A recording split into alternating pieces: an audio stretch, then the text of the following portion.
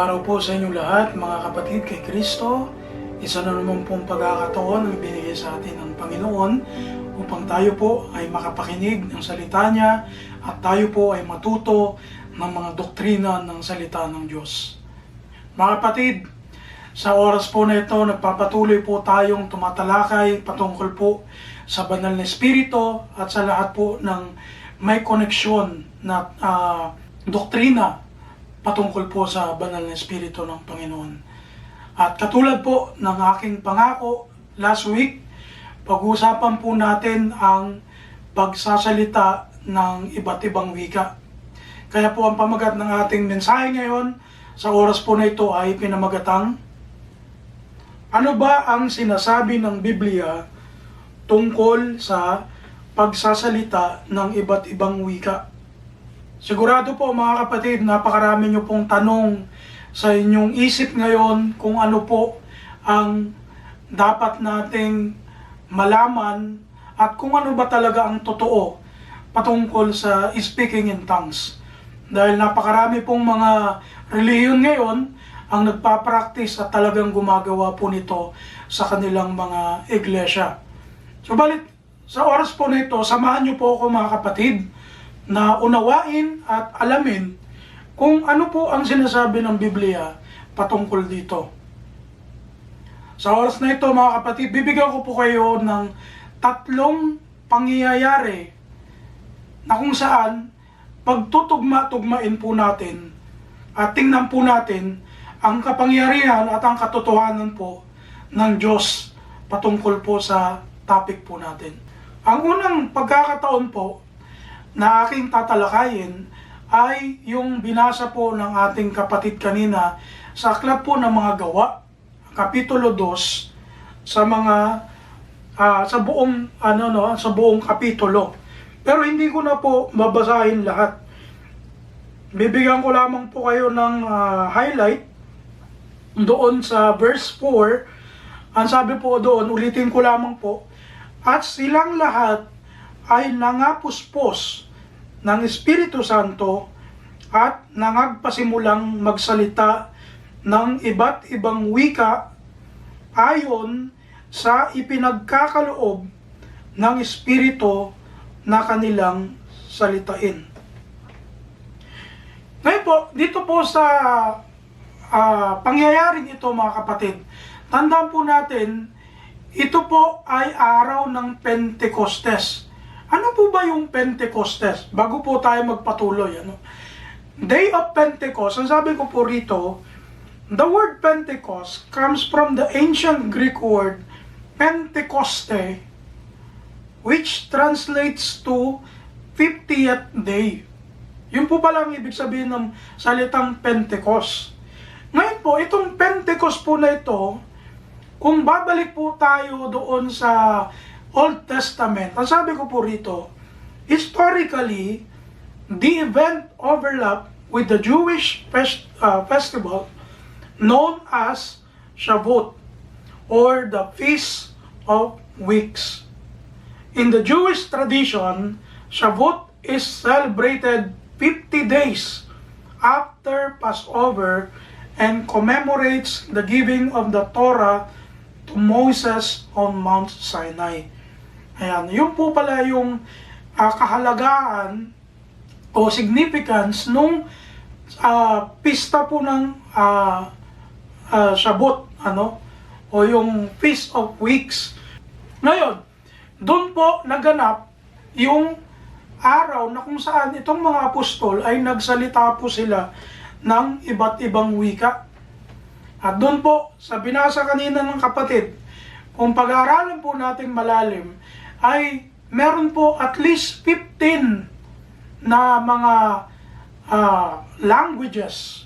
Ayan, mamaya, gusto ko pong bigyan ng din sa inyo ito kasi pag-uusapan po natin yung salitang wika o yung language. At dahil marami pong mga tao, Kristiyano, na nalilito po rito, na nagsasabi daw na ito daw po ay mga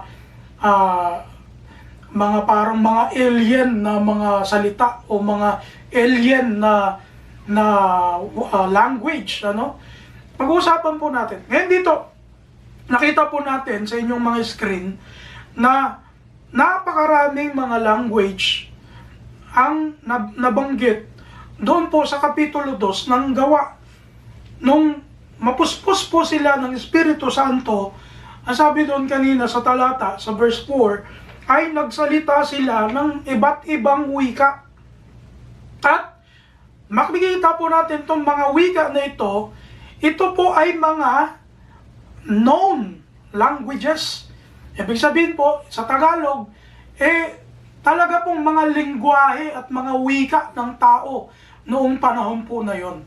At nandiyan naman po yung Parthians, yung Medes, yung Elamites, Mesopotamians, Judea, Cappadocia, Pontus, Asia, Phrygia, Pamphylia, Egypt, Libya, near Cyrene, visitors from Rome, mga Cretans, at mga Arabians, mga Arabo sa panahon natin ngayon. Pero gusto ko po pansinin nyo rin po yung sa mga talatang 9 hanggang 10. Kasi po, kung titingnan natin maigi, meron po ditong nabanggit na mga taong taga-Judea. At doon sa verse 10, ang sabi rito, mga Hudyo at gayon din ang mga naging Hudyo. Kung papansinin natin mga kapatid, at iisipin natin maigi, bakit itong mga apostol, mga Israelita din naman, mga taga-Galilea, na kung saan nagsasalita rin po sila, kung ano yung salita ng mga Hudyo. Pero bakit po rito nabanggit at isinama pa rin yung grupo ng Judea at ng mga Hudyo? Sila po ba ay merong sariling pang ibang wika na ginagamit maliban sa kanilang lokal na wika nung panahon po na yon? Gusto ko po sa inyong bigyang din ito dahil nung panahon po nung pangyayaring ito mga kapatid, tandaan po natin, ito po ang Israel nung panahon po na yon ay sakop pa rin ng Roman Empire. At doon po, nung time na yon, meron po silang at least 4 na mga wika na ginagamit sa loob ng Israel. At unang-una na po dyan, yung tinatawag po na Aramaic. At sabi po rito, the common language of daily life and trade. Ito po yung kanilang ginagamit na mga lingwahe nung panahon po ng Pentecostes. Kung saan parang kung baga sa ating mga Pilipino, Tagalog ang ating ginagamit. Tapos yung pangalawa po na language na ginagamit po nung panahon na yon ay yung Hebrew. Ito po ay ginagamit for reading the scripture at sa kanilang pagsamba. Ayan. Ito po yung kanilang talagang wika. Kasi po yung Aramaic, parang combination na po yan At pag-aralan nyo na lang po, i-research nyo po kung ano po yung combination na ito. Pero ang pinaka-language talaga ng mga Hudyo noon ay Hebreo. At pangatlo, yung tinatawag po na Griego. Kaya nga po, karamihan sa translation ng Bible sa New Testament ay isinulat from Greek. Talaga po yung original text niya ng New Testament ay hango po sa Greek at sa Aramaic. Kasi po yung Greek noon, nung panahon na yon, ito po ay yung tinatawag na lingua franca o yung sa English yung bridge language or common tongue. Na kung saan mga kapatid, ito po yung ginagamit ng mga Hudyo o yung mga tao na galing sa Europe na pumunta po sa Israel noong time na yon. O yung kasi po ang Roman Empire noon ang talagang salita po nila ay Griego. Yun po yung talagang universal language noong panahon na yon. At talaga pong napakaraming nagsasalita ng Griego noong panahon na yon. At pang-apat, yung salita po na Latin o yung language na Latin. Sabi ko po rito, spoken by visitors, Jews, and proselytes. Ang proselytes po, ito po yung mga tao na ibang lahi na na-convert sa Jewish religion na nanggaling sa iba't ibang lugar ng Roma. Ayan, ang tawag po sa kanila, proselytes. At dahil po, nag-travel sila from Rome at kung saan-saan pang bahagi ng Roman Empire, ay nadala po nila yung Latin. Ayan po ay talamak na ginamit ng mga Katoliko nung unang panahon po, ano. Kaya nga po yung mga panalangin noon ng mga pare, diba? Tsaka mga Biblia ay hango sa Latin. Ngayon, dito po sa Aklat ng Gawa, Kapitulo 2, meron po akong 3 bagay na i-impose sa inyo o ibibigyan din sa inyo. The 3 guiding truth. Number 1, nakita po natin doon sa talata o sa kapitulo, apostles spoke in unknown human language. Wala pong makakapaghindi at makapagsisinungaling sa atin ngayon na yung mga nangyari doon na pagsasalita ng iba't ibang wika doon sa Acts chapter 2, lahat po ng sinabi nila Pedro, nila Juan, nila Santiago, nung time po na yon ay mga known language. Wala po doon nabanggit na hindi known or unknown language. Walang ganun. Wala pong alien na salita doon. Kundi lahat po ng nabanggit ay mga salita ng tao sa panahon po na iyon. At hanggang sa panahon natin ngayon, meron pa rin ganun mga salita, katulad ng Arabo, di ba? Nagsasalita pa rin po sila ng Arabo ngayon, ng mga taga-Ehipsyo. Ayan. So, kaya makikita po natin ang unang katotohanan na malalaman natin doon ay yung mga apostol na nagsalita noong Pentecostes. Ang mga salita po na wika ginamit po nila ay mga talagang wika ng tao o tongues of men. Pangalawa, speakers knew what they are talking or speaking about. Ayan. So, pangalawang katotohanan mga kapatid, kung babasahin po natin yung buong kapitulo 2 ng Gawa, makikita po natin doon at maunawaan natin na yung mga sinalita nila, kung ano man po yun, kasi hindi naman na-record kung ano yung sinabi nila Peter, ano. Pero, makikita po natin doon na alam nila yung sinasabi nila at naiintindihan nung mga taong nakikinig, kung depende sa language nila, naiintindihan nila yung sinasabi nila Peter. Ayan, so makikita po natin na itong mga apostol, bagamat hindi nila native language yung sinasabi nila nung time na yon, nauunawaan po nila because of the Holy Spirit. Ito po ay di pangkaraniwang pangyayari. Kaya po, makikita natin dito na doon po sa verse 13, menak po sila Talagang sabi na, mga lasing siguro itong mga to.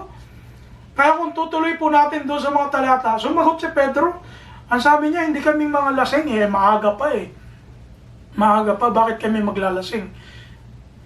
Makikita po natin doon yung kapangyarihan ng banal na espiritu ng Diyos. At natupad. Ito po yung katuparan ng pangako ni Kristo na kapag siya po ay lumakyat na sa langit, ay darating yung mga aliw. At ito po, yung dito nangyari yon nung araw ng Pentecostes. Number 3, pangatlong katotohanan doon sa Acts chapter 2, the crowd recognized their languages.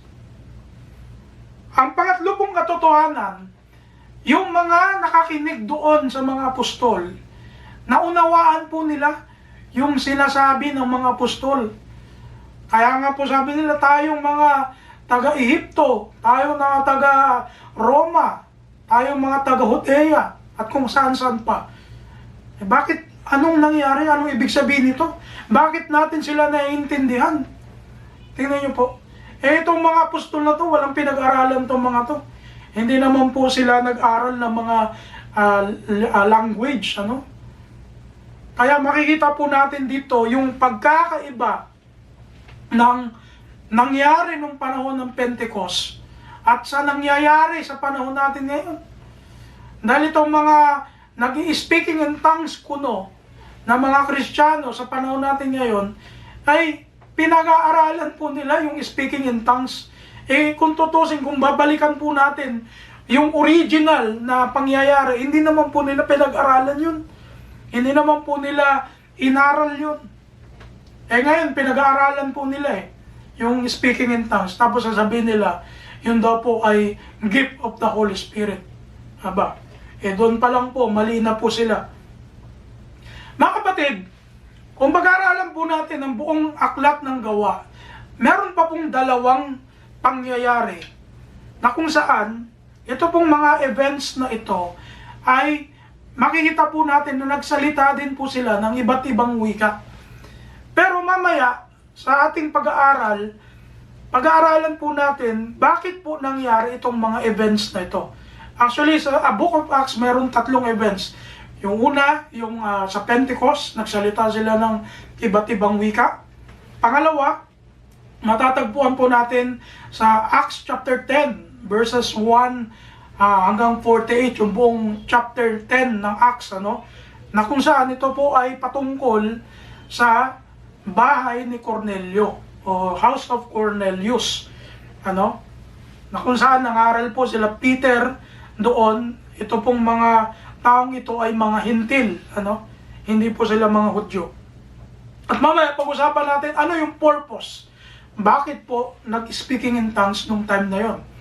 Pangatlo na pangyayari or event na nag-speaking in tongues sa Book of Acts ay matatagpuan po natin sa Acts chapter 19 verses 1 hanggang 7. Ito naman po ay kwento nung 12 lalaki na kung saan nakatanggap po sila ng bautismo ni Juan. At nung pumunta po si Pablo sa Efeso, natagpuan niya po itong 12 ito, na nagtanong po sila, o tinanong sila ni Paul, anong uri ng bautismo yung natanggap nila? Ang sagot nila, yung bautismo daw ni Juan Bautista. Kaya po, to tell the story short, binaptize po sila nila Paul, at doon po sila nagkaroon ng gift of the Holy Spirit, na kung saan ito po ay yung speaking in tongues. Nagsalita po sila ng iba't ibang wika. Ngayon, tayo po ay dumako sa pangalawang pangyayari ng speaking in tongues sa Biblia. Ano po ang makikita natin at ano po ang makikita natin dito? Tumalon po tayo sa 1 Corinthians mula chapter 12 hanggang chapter 14. Kasi po huwag tayong magbabasa ng isang talata lang tapos hindi natin naalamin yung context, bakit nangyari o bakit sinabi ni Apostol Pablo po yun. Kaya pag-aaralan po natin, bagamit hindi ko naman babasahin sa inyo yung buong chapter 12 hanggang 14, chapter 14 ng unang Korinto, dahil napakahaba po niyan. Gusto ko po i-highlight sa inyo na ito pong pagsulat ni Paul sa mga taga-Korinto, mga kapatid, at yung Acts chapter 2, na kung saan ito po yung unang record ng speaking in tongues, ay, ang sabi po ng mga theologian, ay meron pong time gap na 20 to 25 years. So, ito pong aklat ng Korinto na isinulat po ni Apostol Pablo, ito po ay naisulat 20 to 25 years after Pentecost. So, binibigyan ko po kayo ng idea kung gaano po katagal yung nangyari doon sa Pentecost, at ito pong kasalukuyang sinusulatan ni Paul na mga iglesia sa Korinto. Makikita nyo po sa bawat kapitulo, meron pong intention si Paul. Tingnan po natin. Ito po yung intention ni Paul. Sa chapter 12 ng unang Korinto, ang intention po ni Paul, kung bakit niya po isinulat yon, ay para paliwanagan o explain sa mga taga-Korinto, spiritual gifts come from one Spirit.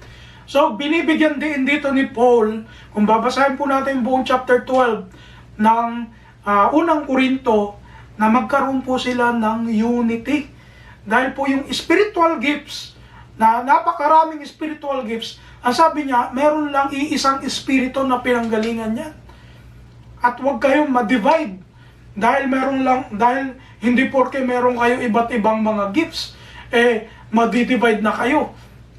Kaya ini-insist dito ni Paul, mga kapatid, yung kahalagahan ng iisang katawan na may iisang espiritu, na Espiritu Santo na nagbigay ng kaloob sa kanila. Yung po, yung intention ni Paul sa chapter 12. Ngayon naman, sa chapter 13, nasabi ko rito, ang intention ni Paul is to explain that love is greater than all gifts. Yun yung gusto ni Paul na ipakita dito.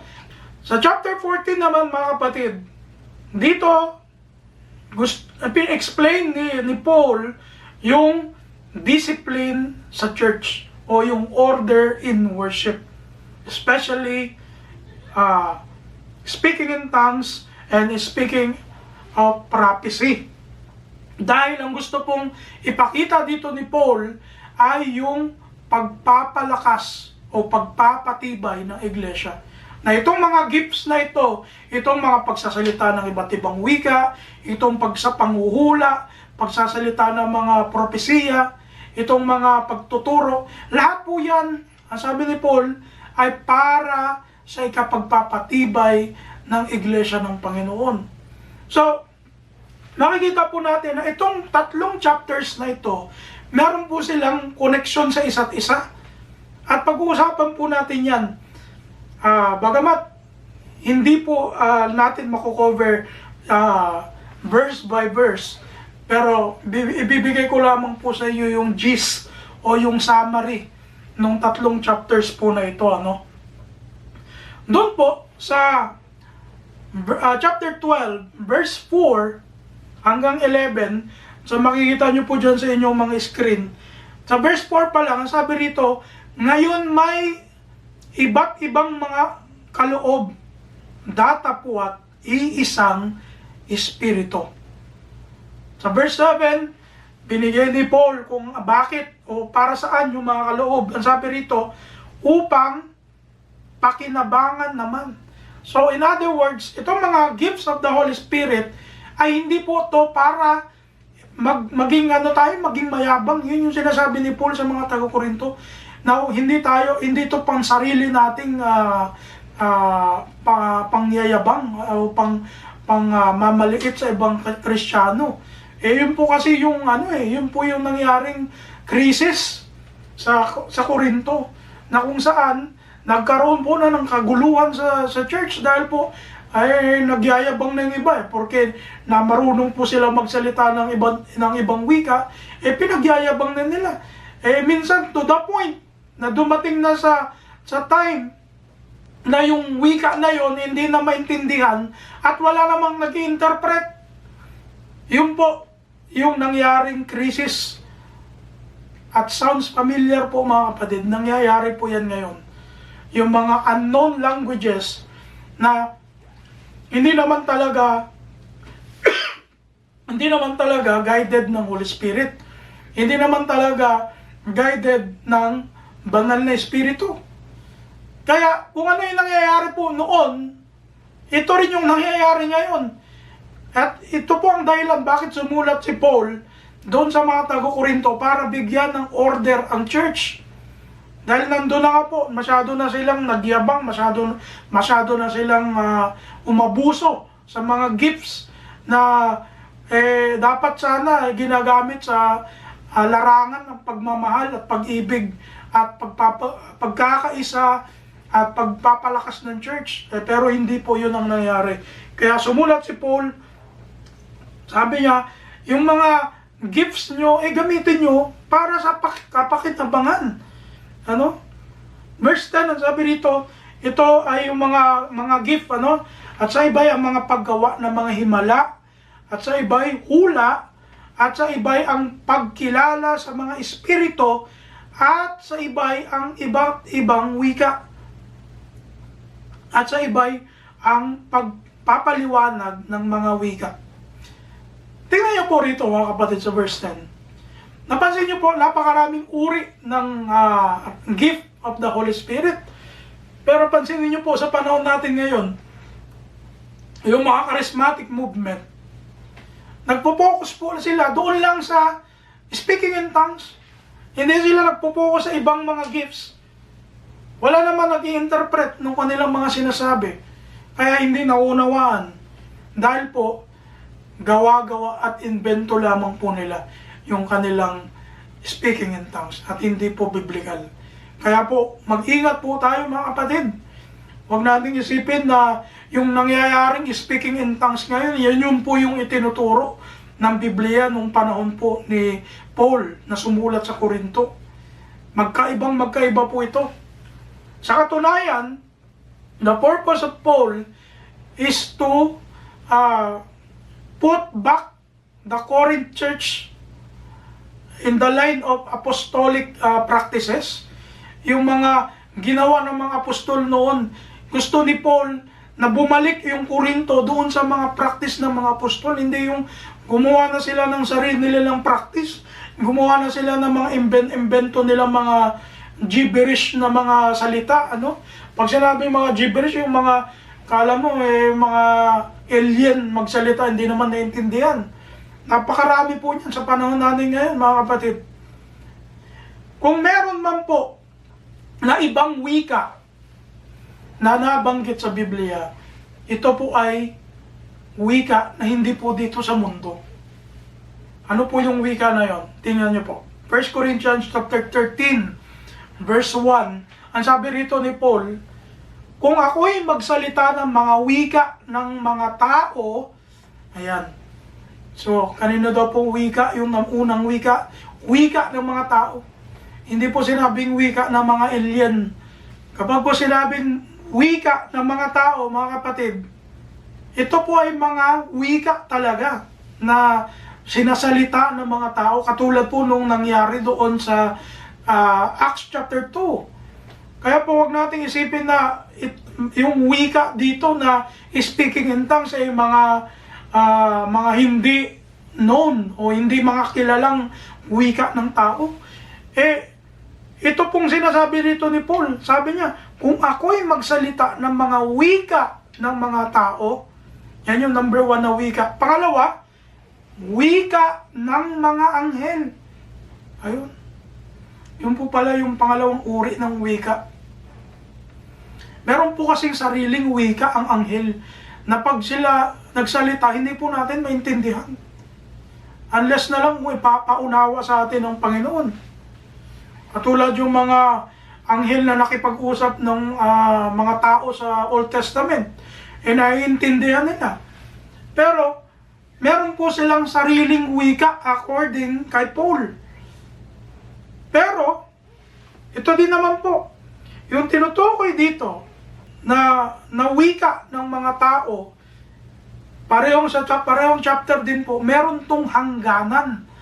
Kung tatalon po tayo dito sa verse 8 hanggang 10, ang sabi rito ni Paul, ang pag-ibig ay hindi nagkukulang kailanman, kahit maging mga hula ay mga tatapos, maging mga wika ay titigil, maging kaalaman ay mawawala. Sapagkat nakakakilala tayo ng bahagya at nangahuhula tayo ng bahagya. Datapwat, kung dumating ang sakdal, ang bahagya ay matatapos. Ngayon, marami pong mga theologians at mga relihiyon sa panahon natin ngayon ang nagbibigay po ng meaning o ng explanation dito. Pero hindi ko po kayo bibigyan ng sarili kong explanation. Dahil po, Hindi naman po natin alam kung ano yung sinasabi rito na sakdal na darating. Kasi po, kung sasabihin ko po sa inyo ngayon na yung speaking in tongues huminto na, o yung mga wika huminto na, bakit nagsasalita pa rin po ako ngayon ng Tagalog? Bakit nakakapag-Ilocano pa ako? Bakit nakakapag-Bisaya pa ako? Diba? Makikita po natin dito na hindi pa po tumigil itong mga wika ng mga tao. Kung paano yung kaalaman, hindi pa nawala. Dahil marami pa nga pong nai-invento ngayon, marami pang nadidiscovery ngayon. Kaya yung kaalaman, hindi pa po nawawala. Yung mga hula, hindi pa po tapos. Kaya itong mga wika, hindi pa rin po tumigil. Ayan lamang po ang gusto kong i-explain sa inyo. Subalit, meron pong sinasabi dito si Paul na isang time, na kung saan itong time na to, ang sabi niya, pag dumating na yung sakdal, yung mga bahagya matatapos. Yung mga temporary matatapos na. Yung panghuhula, yung mga pagsasalita ng wika, ang mga kaalaman, yan po ay matatapos. Mag-i-expire. Pero hindi natin alam kung ano po yung tinutukoy na sakdal dito ni Paul. Kaya ayan lamang po ang gusto ko pong ibigay sa inyo. Ngayon, tumalon po tayo doon sa chapter 14. Bibigyan ko po kayo ng breakdown kasi napakahaba po nitong chapter na ito. Diyan po sa inyong mga screen, makikita nyo po mula verse 1 hanggang verse 40. Doon po sa verse 13 hanggang 19, ang sabi ko po dyan, tongues in church should have interpretation. Pinapakita ko po sa inyo kung ano yung nature ng speaking in tongues sa Korinto nung panahon po na yon na itinuturo ni Paul. Number 1, sabi ni Paul, tongues in church o yung pagsasalita ng iba't ibang wika should have interpretation. Dapat may nagpapaliwanag o napapaliwanag. Clarity is better than speaking in unknown words. Ano yung unknown words na tinutukoy dito? Yung mga gibberish, yung mga sa malaman gumagana yung mga tao na hindi naman naintindihan. Hindi po yun yung tongue, hindi po yun yung language na sinasabi. Yung salita nga pong language dito, sa Greek word, ang pagkasalin po ay dialecto. Doon po galing yung salita natin na ngayon sa English na dialect. Sa Greek word po nung language, galing po sa Greek word na dialecto. Sa verse 20 hanggang 25, makikita po natin dito, sabi rito, tongues can be a sign, but prophecy is clearer for believers and unbelievers. Kung tutuusin mga kapatid, mas binibigyang diin ni Paul na magpropesiya yung mga taga-Korinto kaysa magsalita ng iba't ibang wika. Sa panahon natin ngayon, baliktad po mga kapatid. Mas binibigyan din nila yung pagsasalita ng iba't ibang wika kaysa yung mga panghula at pagsasalita ng mga propesiya. Hindi po ba natin naisip na kabaliktaran yung nangyayari ngayon? Verse 26 hanggang 33, worship must be orderly, one at a time, for edification, not confusion. Ayan, makikita po natin dyan na sabi ni Paul, kung kayo nagsasalita ng iba't ibang wika, huwag kayong sabay-sabay. Dapat nauunawaan ng mga nakikinig sa inyo. Para ito sa pagpapalakas ng iglesia. At kung walang mag-i-interpret, manahimik na lang kayo. Tingnan nyo po yan. Ngayon, ang mga Pentecostal, mga kapatid, sabay-sabay pa sila. Sabay-sabay pa silang nag-speaking in tongues sa loob ng church nila. Halos wala namang nag-interpret. Nagmamambling lang sila. Wala namang katuturan yung mga pinagsasabi nila. Alam nyo po, yan po ang kapangyarihan ng dila. Kaya po mag-ingat po tayo mga kapatid. Ang dila, pinaliwanag yan ni Santiago sa kanyang aklat na napakadelikado ng dila. Para yung apoy na sumusunog na mga gubat. Ano? Kaya mag-ingat po tayo sa mga sinasabi natin. Itong speaking in tongues na to, dapat po magkaroon tayo ng isang espiritu dito at ng isang pananampalataya. At dapat nating maunawaan po ito upang di po tayo maligaw. Sa verse 39 hanggang 40 ng chapter 14 ng 1 Corinthians, makikita po natin doon na hindi naman ipinagbabawal ni Paul. Sabi niya, do not forbid tongues. Huwag niyong pagbawal yung pagsasalita ng iba't ibang wika. Seek prophecy, everything must be done decently and in order. Kung magsasalita man ng iba't ibang wika, gawin ito ng maayos at nararapat, ang sabi ni Paul. But then again, mga kapatid, yung sinasabi pong wika dito ay mga wika ng mga tao. Uulitin ko lamang po ulit. Wika ng mga tao, yung mga known languages. Hindi po ito parang mga alien words, o unintelligent words na mga ginagamit ng mga tao ngayon. Kaya kung sa loob ng church, halimbawa, may nagsalita ng Ilocano o Kapampangan, hindi na, halimbawa, in general, hindi naman nakakaintindi ng Kapampangan o ng Ilocano, dapat meron pong mag-i-interpret doon sa tao na nagsalita ng Ilocano o nagsalita ng Kapampangan. Ngayon, halimbawa, ako ngayon, nagsasalita po ako ng English, nagsasalita ako ng Tagalog, pwede rin ako magsalita ng Ilocano, manganta yun, di ba? Marunong ako magsalita ng Ilocano konti. Ibig sabihin po nun, kung magsasalita ako sa inyo ng ibang wika, maliban sa Tagalog, dapat meron pong mag-i-interpret. O kung wala man, ikaw mismo na nagsasalita ng iba't ibang wika, ay kinakailangan mong i-interpret po iyon sa iglesia upang mapalakas po sila sa kanilang pananampalataya. Pero kung wala kang kakayanan na magsalita o mag-interpret at may nagsasalita ng iba't ibang wika, alam mo, nagsalita ng Arabo, wala naman nagsasalita ng Arabo doon sa church. Sabi ni Paul, manahimik na lang yung nagsasalita. Manahimik na lang, huwag na magsalita. Diba? Kasi ito po ay makakagulo sa iglesia ng Panginoon. Ngayon, ang tanong, did it stop? Did speaking in tongues stop already? Ang sabi ko po rito, the Bible does not explicitly say speaking in tongues has ended. However, here are the indications according to Paul. Ito po yung mga indikasyon ng totoong speaking in tongues sa Bible. Sa 1 Corinthians chapter 12, 10 to 11, makikita natin na ito po ay gift from the Holy Spirit.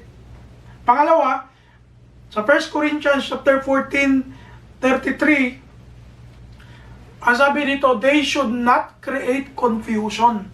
Kapag nag-speaking in tongues sa loob ng church, dapat po walang confusion, dapat po naiintindihan ng lahat na nasa loob ng church. Hindi po parang mga kung ano-anong mga gibberish na salita o mga kung ano-anong mga tunog na naggagaling sa bibig na hindi naman naunawaan. Pangatlo, they should build up the church. Yung sinasabi ko nga po, yung edification. At pangapat, public tongues should be interpreted. Ngayon, may mga nag-interpret nga, katulad nila Kibuloy, hindi naman tama yung interpretation. Pansinin nyo po, nanood po kayo ng mga video nila. Meron po silang mga speaking in tongues na pareho ng interpretation sa Tagalog o halos pareho, pero magkaiba yung tunog doon sa other language nila, doon sa unknown language. Kaya mali po talaga Hindi po talaga biblical yung kanilang mga ginagawa. Ngayon, dito po sa pangalawang pangyayari, kanina doon sa Acts chapter 2, Dito naman po sa pangalawang pangyayari dito sa 1 Corinthians chapter 12 hanggang chapter 14, bibigyan ko po kayo ng tatlong guiding truth again. Sabi ko, number 1, tongues of men refers to real human languages that can be understood and interpreted by others. Tandaan po natin, ang totoong speaking in tongues, nauunawaan at nai-interpret, napapaliwanag ng ibang tao.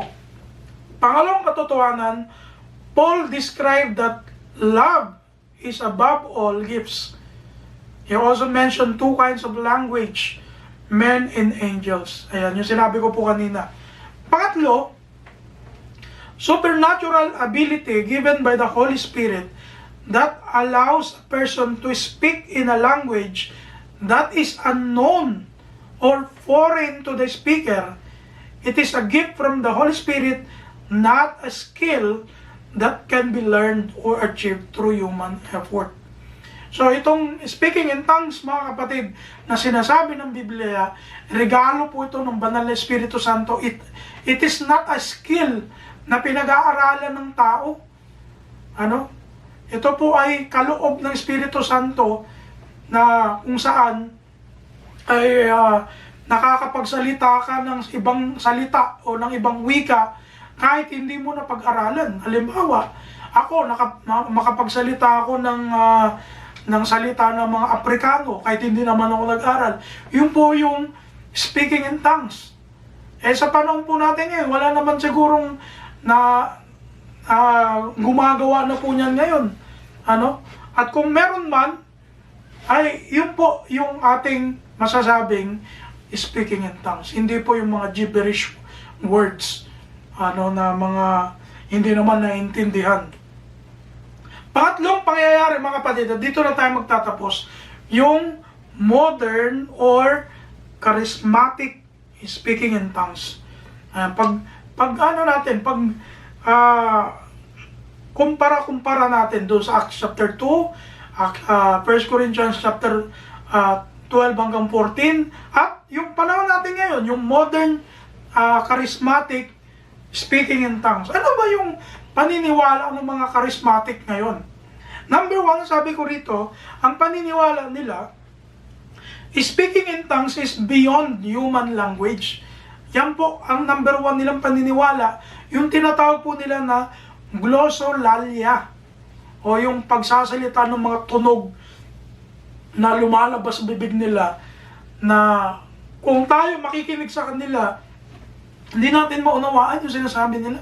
Kahit kapareho mong Pilipino. Hindi mo mainawaan kung ano bang language yun. Sila lang nakakaalam. Ang tawag po nila doon, glossolalia.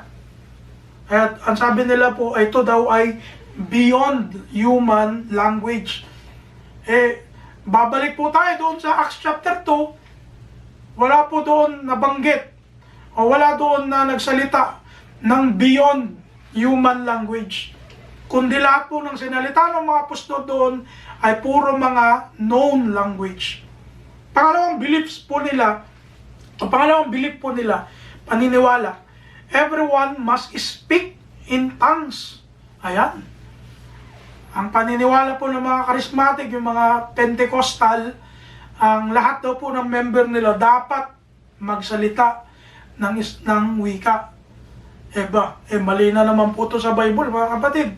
Dahil sabi po sa unang Korinto 12, 27 hanggang 30, pakinggan nyo po. Kayo nga ang katawan ni Kristo, at bawat isa ay sama-samang mga sangkap niya.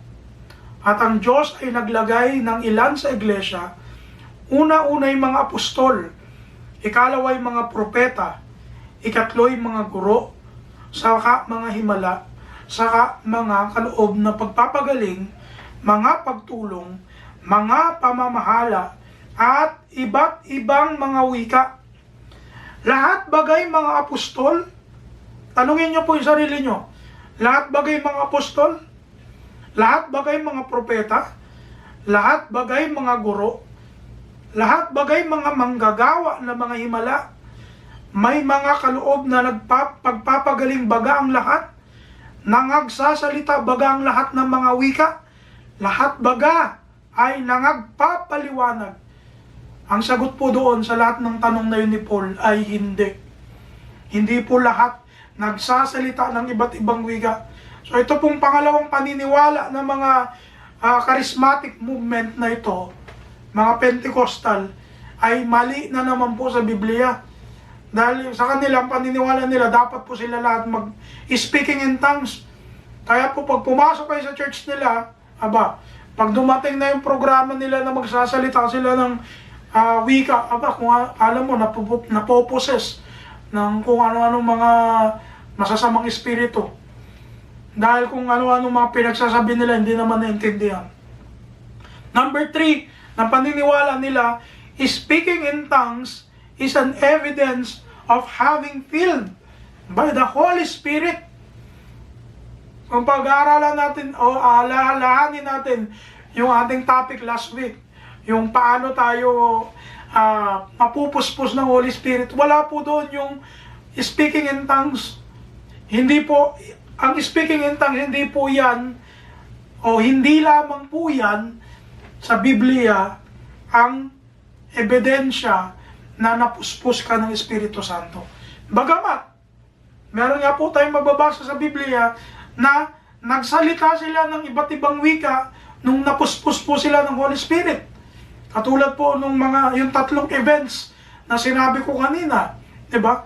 Napuspos po sila ng Holy Spirit, nagsalita sila ng iba't ibang wika. Pero sa Biblia po, hindi lahat ng tumanggap sa Espiritu Santo ay nagsalita ng iba't ibang wika. Tayo na nga alam po, buhay na patotoo. Nung tayo po ay tumanggap ng bautismo sa pangalan ni Jesucristo, at tayo po ay tumanggap ng bautismo ng Espiritu Santo, nagsalita po ba tayo ng iba't ibang wika? Tayo po ba ay natuto agad na magsalita ng sabihin na natin Russia or Japanese, Chinese? Wala naman po eh.